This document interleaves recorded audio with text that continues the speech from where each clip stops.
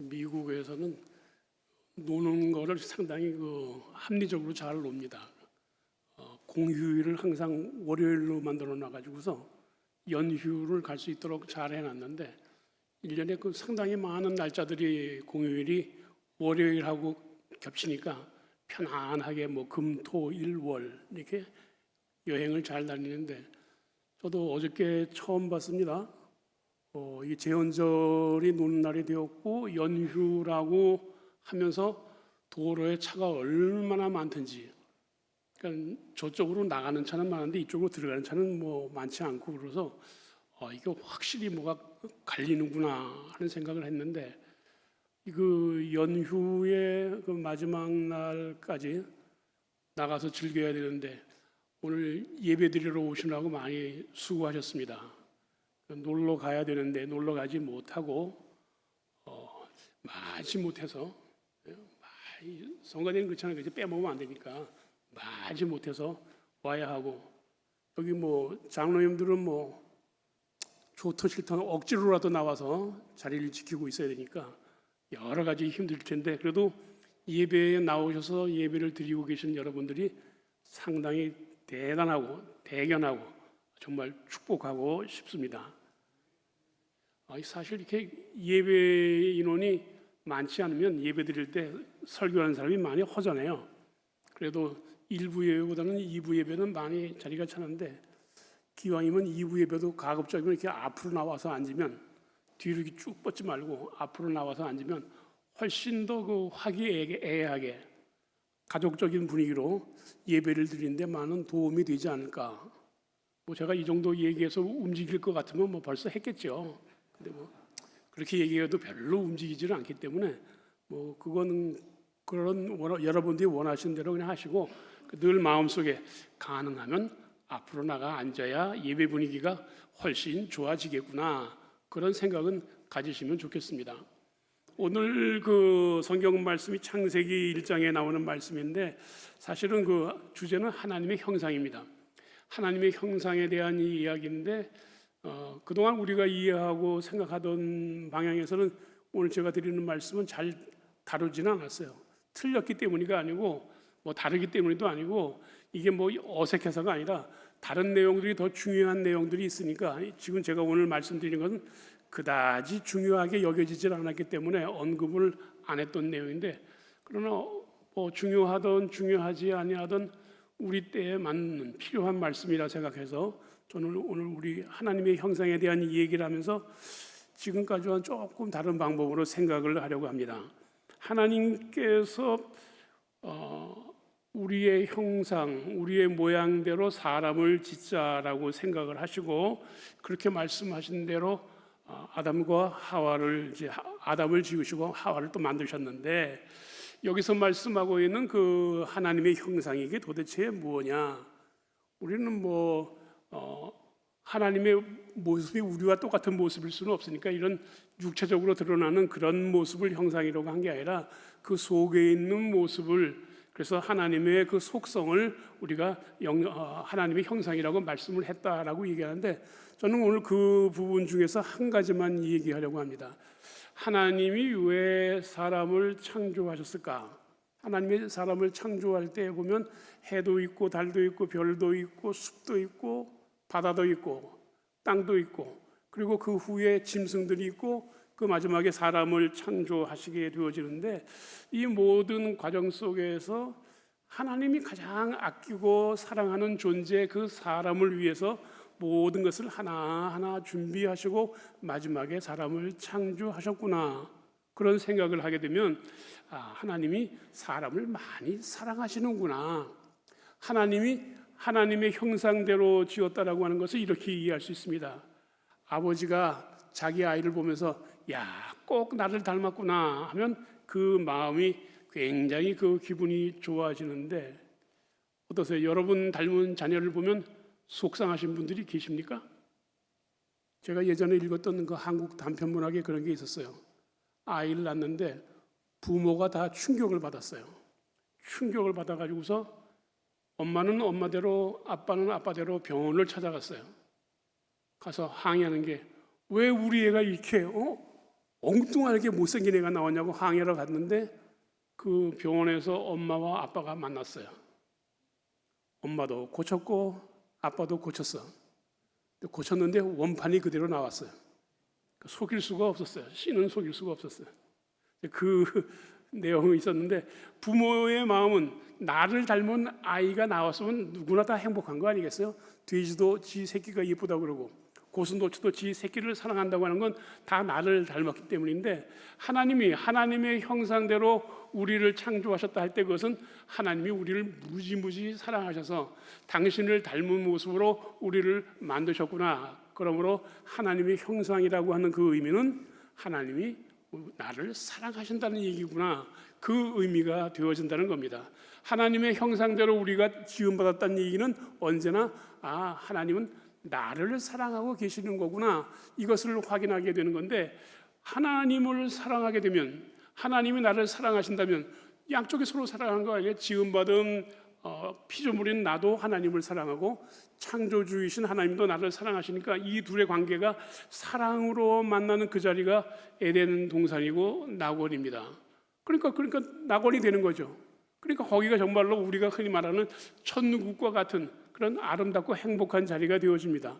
근데 그 아름답고 행복한 자리가 깨지고 맙니다. 죄가 들어왔다고 얘기하죠. 죄가 들어오는데 그 죄가 어떻게 들어오느냐? 물론 사탄이 하와를 유혹하여서 그 선악을 알게 하는 열매를 따먹게 하는데, 그 과정 속에서 무엇을 흔드는 거냐면, 하나님이 너희를 사랑하시냐? 하나님이 너를 사랑해? 아니야, 하나님 너 사랑하지 않아. 봐라, 하나님이 너를 사랑하신다면 이 동산 안에 있는 모든 거 다 네 마음대로 하게 했을 것 아니니? 그런데 딴 건 다 먹으라면서 왜 선악을 알게 하는 나무 열매는 못 먹게 하셨을까? 그거는 하나님이 너를 끝까지 모두 다 사랑한다는 그것과는 거리가 있는 거야. 그러니까 그 얘기를 들으니까 뭐 그럴듯해요. 먹지 말라고 한 열매 보니까 보암직하고 지혜롭게 할 만큼 탐스러워 보이고 왠지 손이 가고 유혹이 돼요. 그래서 스스로 그걸 따먹게 되어집니다.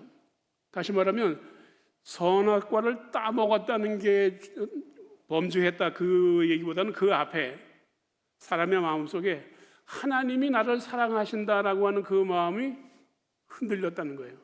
정말 하나님이 나를 사랑하셨다 하면, 나를 사랑하신다면 왜 이걸 못 먹게 했을까라고 하는 의문이 들면서 그 선악을 아는 열매를 덜컥 따먹음으로 말미암아 하나님에 대한 내 사랑이 흔들리고 말았어요. 나도 하나님에 대한 사랑이 진실된 사랑으로 이어지질 않았다고 하는 거예요. 사탄이 그러잖아요. 그거 봐, 이거 먹으면 죽는다고 그러지. 죽었니?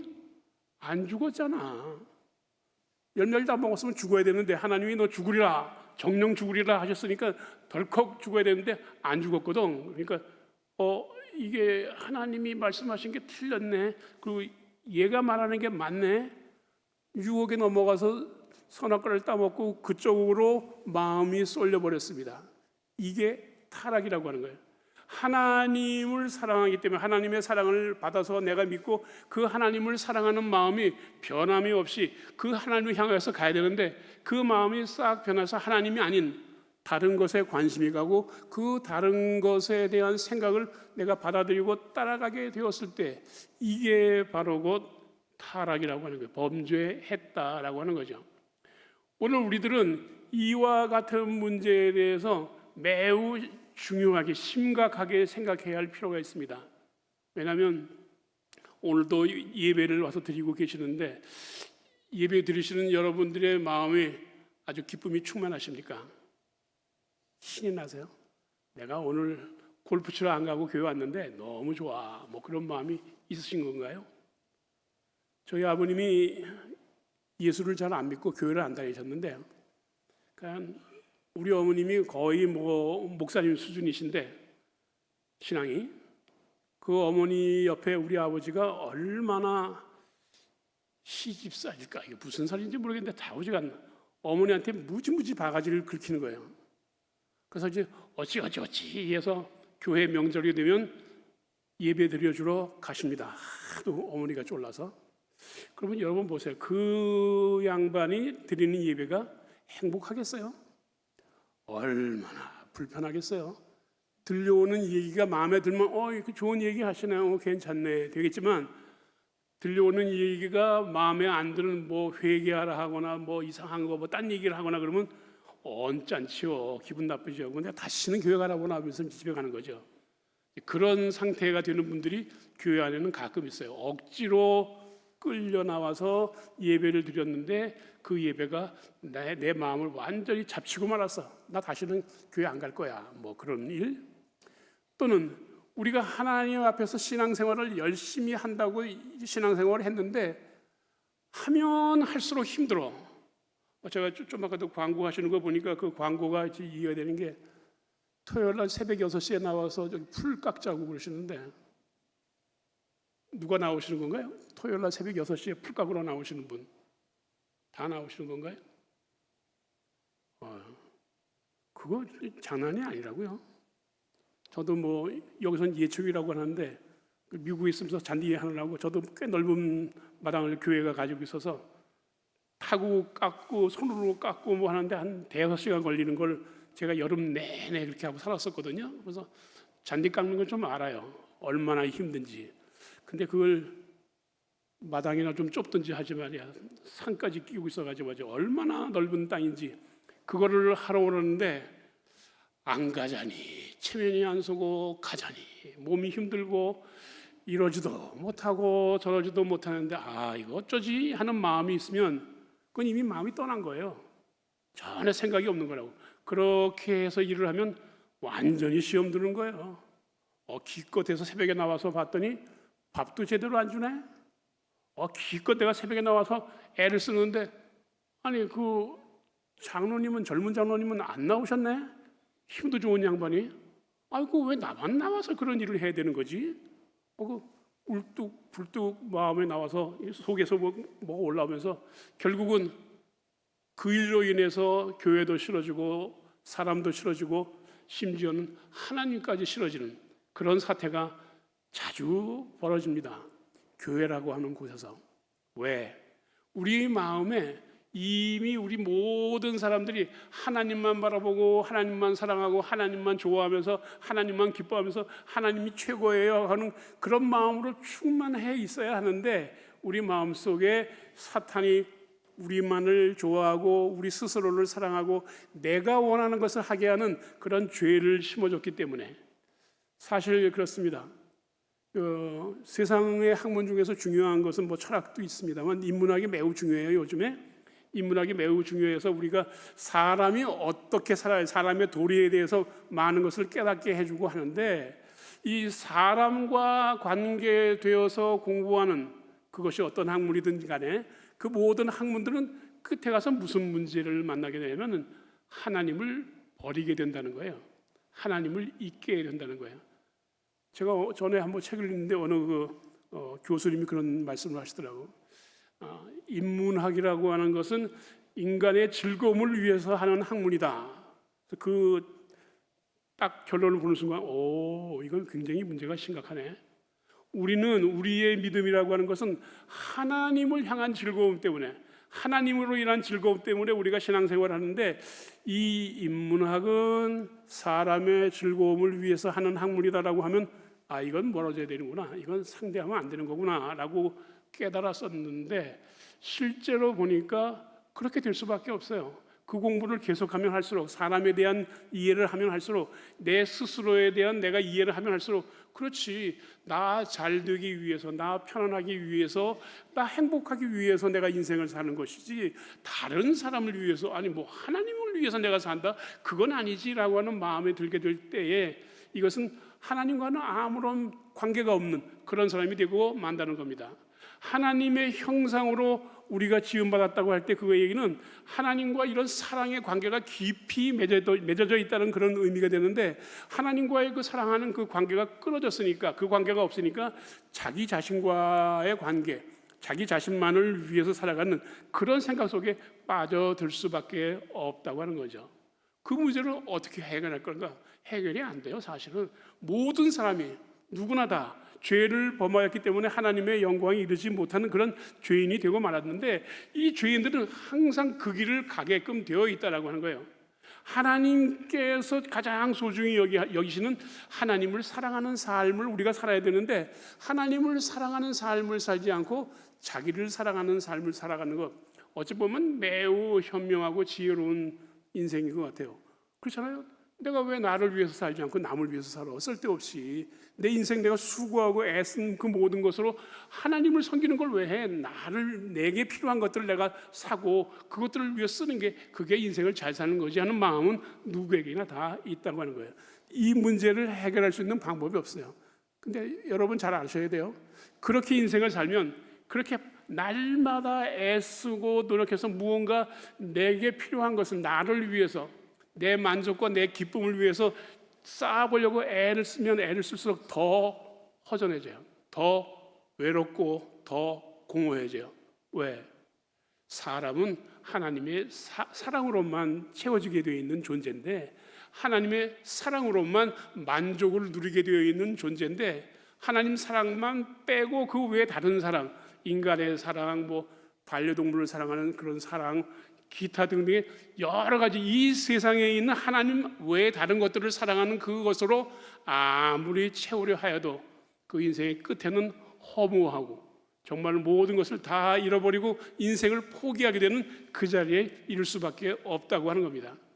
그것을 일러주고 그렇게 깨우쳐도 사람들이 돌아오지 않습니다. 그래서 하나님이 택하신 방법이, 야, 내가 너희를 얼마나 사랑하는지 너희들이 한번 들어봐라. 내가 너희를 얼마나 사랑하는지 너희들이 한번 깨달아 봐라. 그래서 하나님의 진짜 사랑, 하나밖에 없는 아들 예수를 이 세상에 보내서 우리들의 모든 죄를 대신해서 짊어지시게 하시고 십자가에 못 박혀 돌아가게 하시는 그 놀라운 사랑을 우리에게 보여주셨습니다. 봐라, 너희들은 내가 너희를 사랑하지 않는다고 얘기하지. 아니야, 나는 내 아들까지 너희를 위해서 내어줄 만큼 너희를 진짜로 사랑한단다, 이렇게 말씀하시는 거예요. 예전에 한번 곽선희 목사님이 하신 얘기를 들었었는데, 곽선희 목사님 그 할머님이 예수님을 영접하게 되어서 신앙생활이 그 집안에 들어오게 되었다고 하는데, 그 할머님이 자녀가 없어서 자녀를 얻기 위해서 정말 별의별 치성을 드리고 다 애를 써서 끝내 아들 하나를 얻으셨다고 합니다. 근데 그때 선교사님의 그 전도를 받아서 교회를 다니기 시작했는데 그냥 교회를 다닌 거예요. 근데 그 선교사님이 하시는 말씀이, 하나님이 우리를 사랑하셔서 당신의 독생자를 우리의 죄를 대신해서 십자가에 달려 돌아가게 하심으로 우리의 모든 죄를 용서해 주셨습니다 라고 말씀하시는데, 할머니의 마음에 쾅 하고 부딪혔다는 거예요. 아니, 하나님이 나를 얼마나 사랑하시면 그 귀한 외아들을 나를 위해 주셔? 이건 말도 안 되는 일. 어떻게 이런 사랑을 내가 받을 수 있지 하고 거기에 충격받아서 예수를 믿고 하나님을 믿게 되어서 그 집안의 신앙이 이어졌다고 말씀을 하십니다. 여러분들에게 그까짓 게 무슨 놀라운 일이겠어라고 할 수 있지만, 누군가에게는 아니 어떻게 하나밖에 없는 아들을 나를 위해서 내어주실 수 있는 거야 라고 하는 그런 충격이 있다는 거예요. 그 하나님의 사랑 안에는. 그렇잖아요. 하나밖에 없는 아들, 뭐 아들이 없는 분이야 뭐 상관이 없겠습니다. 나도 하나밖에 없는 아들이 있는데 내 하나밖에 없는 아들을 죄인을 위해서 내어준다? 이거 상상이 안 되는 사건이죠. 근데 그렇게 하나님이 사랑하셨다라고 예수님의 십자가 사건을 통해서 우리에게 보여주시니까, 그 예수님께서 내 죄를 위해서 십자가에 달려 돌아가셨다는 사실을 믿고 받아들이게 되는 사람들은 무엇을 깨닫냐면, 하나님이 진짜 나를 사랑하시는구나. 하나님 정말 나를 사랑하시는구나. 내가 뭔데, 나 같은 존재가 뭔데 하나님 나를 이렇게까지 사랑하시는 거지. 하나님 감사합니다 하면서 그 삶 속에서 그가 살아가는 동안 만나는 그 모든 일들이 하나님의 사랑이라는 것을 깨달으면서 하나님께 영광을 돌리게 되어지는데, 그 삶이, 내가 하나님의 사랑을 알고 보니, 하나님은 나를 사랑하신다는 사실을 내가 깨닫고 보니, 그 다음에 모든 내가 주님을 위해서 하고자 하는 것은 나도 정말로 즐거운 마음으로, 기꺼운 마음으로 내가 하고 싶어서 열심히 주님을 위해서 하게 되는 겁니다. 봉사를 해도, 충성을 해도, 일을 해도, 뭐 예배에 참석을 해도 기도를 해도 모든 것이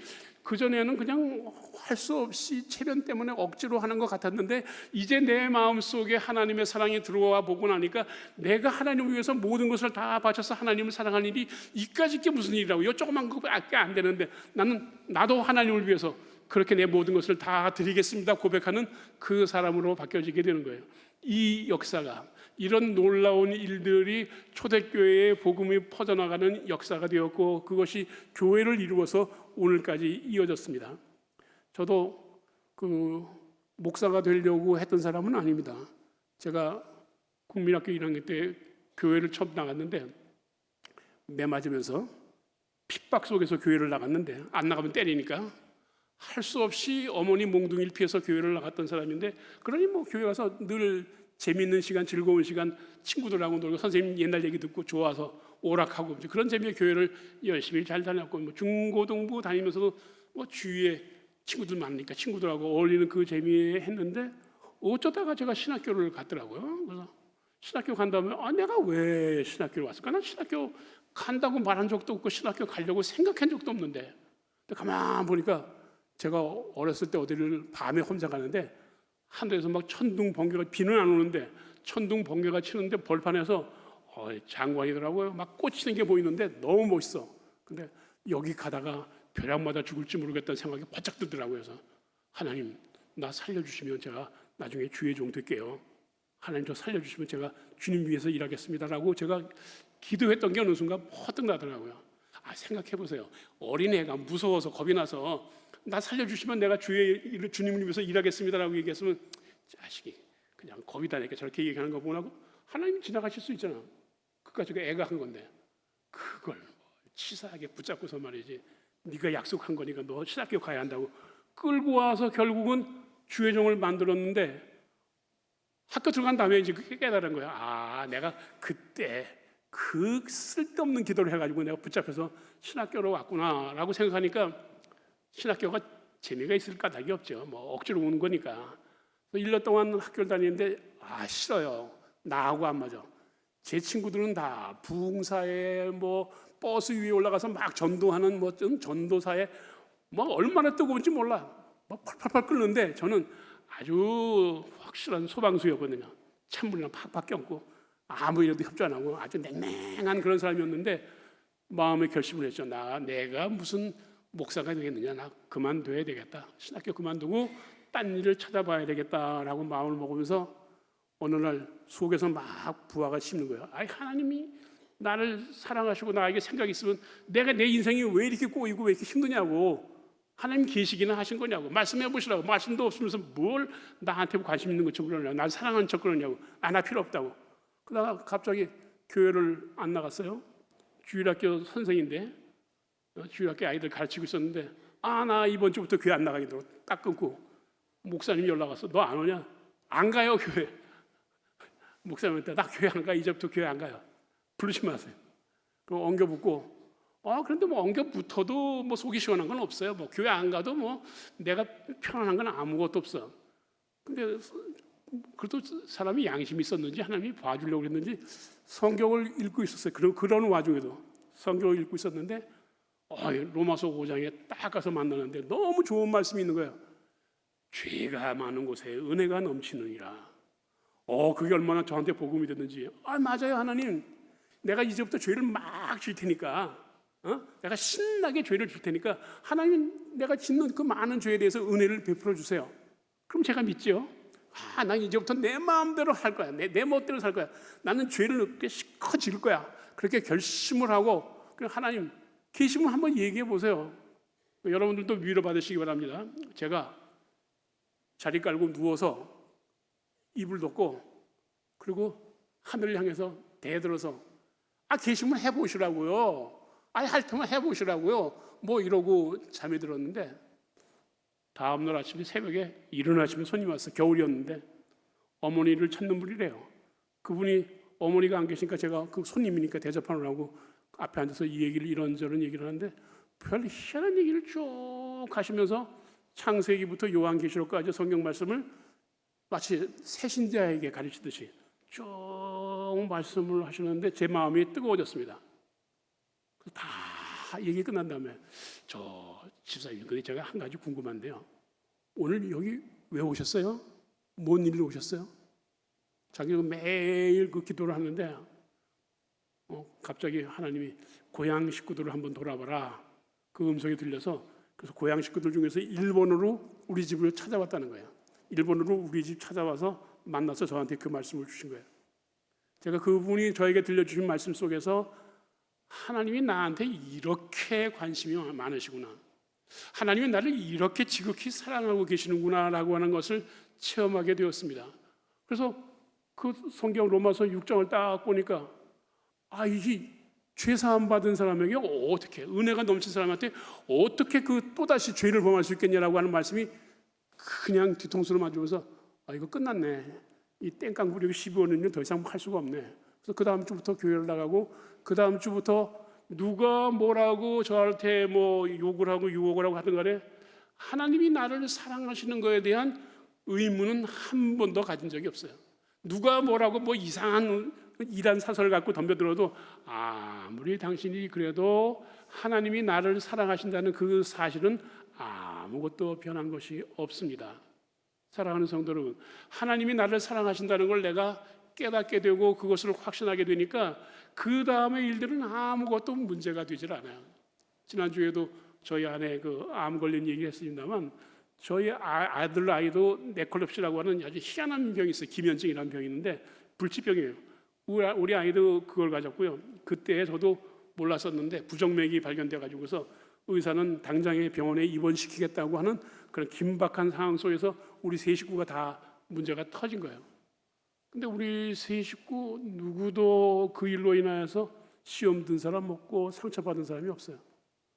아무런 걱정도 안 하고 두려움도 없고 그걸로 인해서 하나님 왜 우리를 이렇게 하셨습니까? 우리가 뭔데 이렇게 됐습니까? 그런 걸 질문을 해본 적이 없어요. 그냥 병 걸렸구나, 문제가 있구나, 그렇지 하고 지나왔어요. 왜? 죽을 때 되면 죽게 하시겠지. 병 못 고치고 그러면 못 고치는 대로도 하나님의 뜻이 있으시겠지. 그리고 하나님이 그 뜻이 나를 미워하는 게 아니라 하나님이 사랑하시는 그 안에서 하시는 일이니까 다 내게 유익한 거고 좋은 일이겠지. 문제가 될 일이 없어요. 오늘 교회 들어와서 예배 드리는데 보니까 주보에 다음 주에 무슨 공동의회를, 신병진 담임 목사님 청빙을 위한 공동의회를 한다고 해서, 5년 전에 이미 청빙이 다 끝나서 오신 분을 또 뭘 청빙을 한다고 이런 회의를 해 하고 시험이 드실 분들도 있어요. 이게 뭐야, 교회가 이렇게 일들을 대대하게 해가지고서 말이야 한 일을 또 하고 말이야 이런 식으로 하나 하고 언짢을 수도 있어요.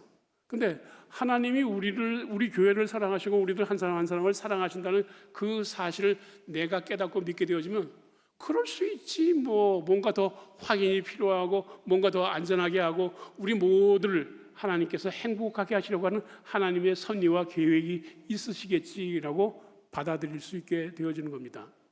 여러분의 삶 속에서 지금 실패해서 고통이 되는 게 무엇이 있습니까?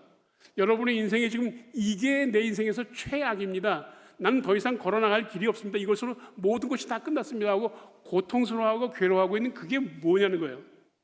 생각해 보세요. 그 아픔과 그 고통과 그 어려움, 그 괴로움의 모든 문제 그 앞에 하나님이 나를 사랑하시는가 사랑하시지 않는가 한번 대입을 해보시라는 거예요.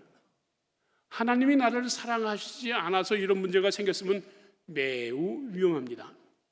하나님의 사랑이 빠진 상태에서 내가 문제를 마주하고 있으면 이건 큰일 난 상황입니다. 어떻게 터질지를 모르는 거거든요. 그러나 하나님이 나를 사랑하신다, 하나님이 우리 가족을 사랑하신다, 우리 아이들을 다 사랑하신다, 하나님의 그 사랑이 조금도 달라진 것 없고 변함이 없으신데 그분을 사랑하고 나도 그분을 사랑하는데 내 집안에 이런 일이 일어났다. 어때 일이 있으면 있는 거지. 하나님이 그것을 통해서 내가 하나님을 더 영화롭게 하고 하나님 때문에 너무 좋아요, 너무 기뻐요, 너무 신나요, 하나님 진짜 멋쟁이야, 이런 일들을 나에게 허락하셔서 나로 하여금 꼼짝없이 하나님 앞에 손들고 찬송할 수 있게 만드시니 하나님 정말 멋있습니다, 이런 고백을 하게 되어지는 거예요. 하나님은 우리에게 이와 같은 일을 하게 하시려고 성령님을 보내주셨어요. 성령님이 우리에게 오셔서 이것을 깨닫게 하시는 거예요. 느끼게 하는 거예요. 내가 내 스스로 하나님이 나를 사랑하시는구나 이것을 확인할 수가 없어요. 근데 성령님이 우리 안에 오셔서 우리로 하여금 감동하게 하시고 회개케 하셔서 그리스도 예수를 나의 구주로 영접하게 하실 때 그 성령의 역사가 하나님은 나를 사랑하시는구나, 나도 하나님을 사랑하지 하는 그 마음이 온 세상 어떤 일을 만드는지 흔들림이 없게 하십니다. 그 성령이 우리와 함께 하심에 우리는 기쁨이 충만합니다. 이게 사람의 제일 되는 목적이 무엇이냐? 하나님을 영원하게 하고 영원토록 그걸 즐거워하는 것입니다. 그렇습니다. 우리에게 주어진 그 하나님의 사랑의 은혜는 바로 이 얘기라는 거예요. 무슨 일을 만나든지 어떤 상황에 처하든지 어떻게 살아가든지 그 속에서 하나님 때문에 즐거워요. 하나님 때문에 신나요. 하나님 고맙습니다. 감사합니다. 이 고백이 되게 하시려고 우리에게 그 사랑을 심어서 하나님의 형상으로 우리를 만들어 주셨다는 것입니다. 사랑하는 성도 여러분, 여러분의 삶 속에서 만나는 일들이 뭡니까? 인간적인 것을 구해서 인간적인 방향으로 나아가지 마시기 바랍니다. 거기에는 하나님이 계시지 않습니다. 천국이 천국인 까닭은 거기가 금은 보화가 많고 아름다운 게 있어서 천국입니까? 아니에요. 하나님이 계시기 때문에 천국인 거예요. 우리가 하나님 사랑 안에 살 때 그 자리가 에덴 동산이 되고 그 자리가 천국이 되는 이유는 거기 내가 필요한 물질이 많고 무슨 조건이 많고 나를 위로하는 것이 즐거운 것이 많이 있어서가 아니라 하나님이 그 자리에 계시기 때문에 내가 하나님 만나면 그렇게 행복해지는 거예요. 이 믿음, 이 굉장히 우리를 사랑하신다는 이 하나님의 사랑에 대한 확신, 흔들림 없이 살아가실 때, 아니 교회 안에 조금 어려움도 있고 문제도 있고 좀 힘들 수도 있죠. 교인들이 흔들릴 수도 있고 그럴 수 있어요. 그러나 분명한 사실은 하나님은 우리를 사랑하신다. 우리 교회를 사랑하신다. 그러므로 우리 교회 가운데서 일어나는 모든 일들은 우리로 하여금 하나님을 더욱더 사랑하게 하시는 놀라운 역사다. 그리고 그 하나님을 사랑하는 그 역사로 내 이웃, 내 형제 자매들 모두를 사랑하게 하시는 거예요. 여기서 원수 맺지 마세요. 여기서 미워한 사람 만들지 마시라고.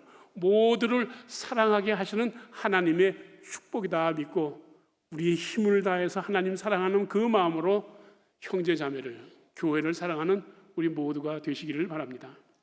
기도하시겠습니다. 사랑의 하나님, 은혜를 감사드립니다.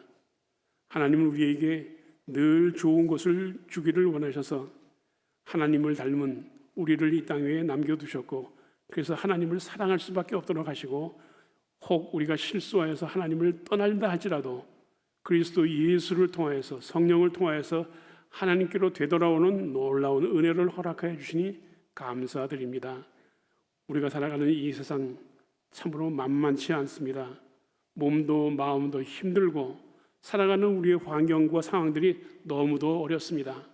날씨는 덥고 비는 오고 바람은 불고 전쟁은 그치지 아니하고 처처에서 의심하고 미워하고 처처에서 사람들을 해치려고 하는 그와 같은 악한 일들이 벌어지고 있는 이 세대를 우리가 살고 있습니다.